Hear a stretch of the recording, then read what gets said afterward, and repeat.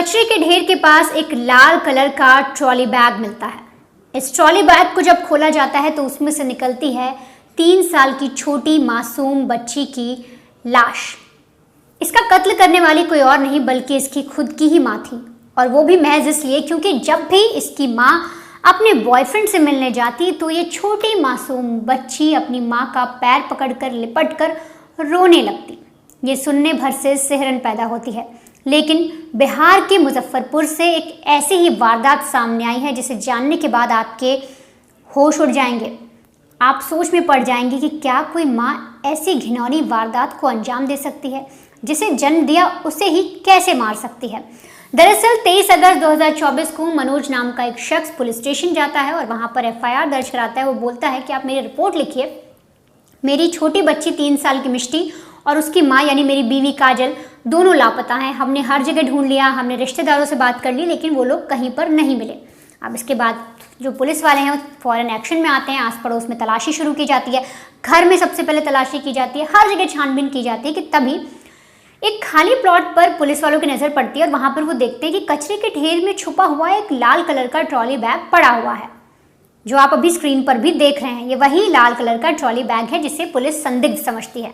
इस trolley bag को खोला जाता है तो इसमें से लाश निकलती है 3 साल की मिष्टी की, वही मिष्टी जिसके पिता पुलिस में रिपोर्ट दर्ज कराने गए थे कि मेरी छोटी बच्ची गायब है अपनी माँ के साथ।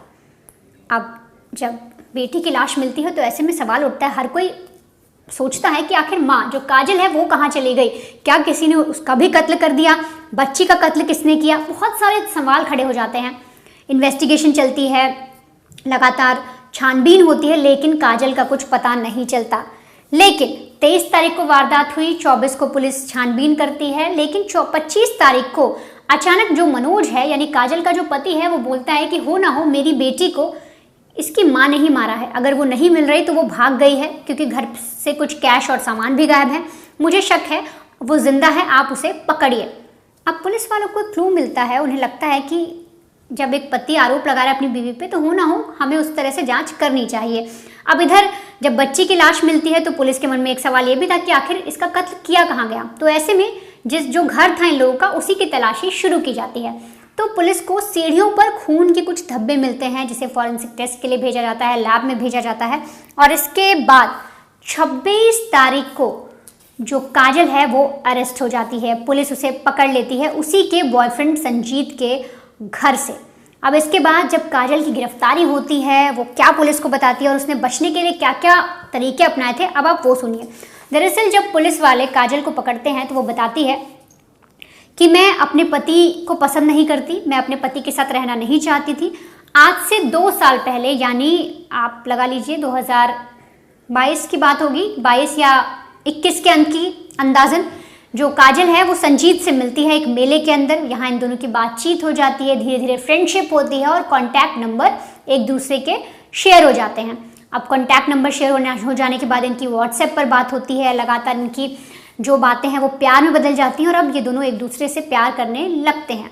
और इसी सिलसिले में इन्हें हाल ही में एक मंदिर में जाके चुपचाप शादी भी कर ली थी, जिसकी किसी को भनक नहीं थी। यानी जो काजल है वो संजीत से शादी कर चुकी थी। अब इसके बाद धीरे धीरे जो चीज़ें हैं वो बदलती गई। उसका मन अपने घर में लगता नहीं था काजल का, उसे अपनी बेटी भी रास नहीं आती थी, ना ही वो अपनी बेटी पर अब ज़्यादा ध्यान देती थी।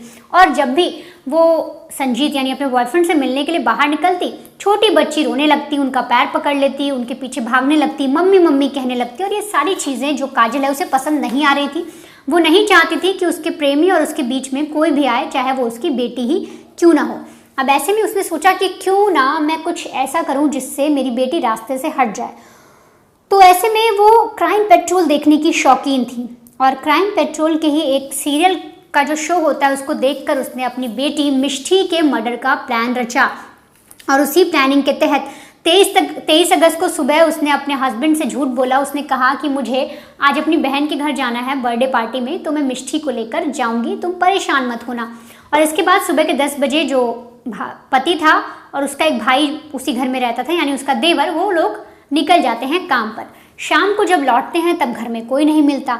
अब इधर जो काजल है वो अपनी बेटी, जिसे आप अभी स्क्रीन पर देख रहे हैं, इसका गला रेत देती है, बेरहमी से इसकी हत्या करती है।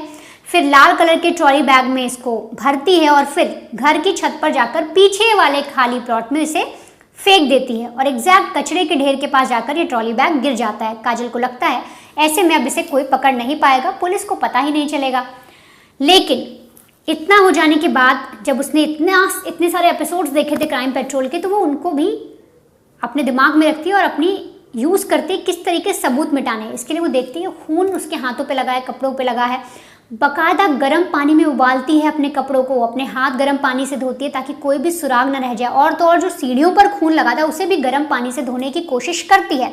लेकिन वो कहते हैं ना कि जो आरोपी है या जो अपराध करता है, जो क्रिमिनल है, वो कितना भी चालाक क्यों ना हो पर कोई ना कोई सबूत जरूर छोड़ता है। और ऐसे ही कुछ जो मार्क्स हैं वो सीढ़ियों पर लगे रह गए थे और उन्हीं को जो पुलिस वाले हैं वो फॉरेंसिक लैब में भेज देते हैं। लेकिन जो काजल है वो अपने अरेस्ट हो जाने के बाद सारी चीज़ें बता भी देती है और ये भी बताती है किस तरह से वो पुलिस से बच रही थी। और जब हमने इस पूरे मामले में पुलिस से पूछताछ की, उनसे जानने की कोशिश की, तो उन्होंने भी हमें बताया कि दरअसल काजल ने क्राइम पेट्रोल देखकर पूरी ये साजिश रची। वो नहीं चाहती थी कि उसकी बेटी, उसके बॉयफ्रेंड और उसकी लाइफ के बीच में कोई रोड़ा बने। और तो और जब काजल ने ये प्लान बनाया कि अब उसे संजीत के साथ रहना है, अपने हस्बैंड को छोड़ना है, तब फोन पर संजीत ने उससे ये कहा था कि तुम अपनी बेटी को मत लाना, मैं हमारे बीच में मिष्टी को नहीं चाहता।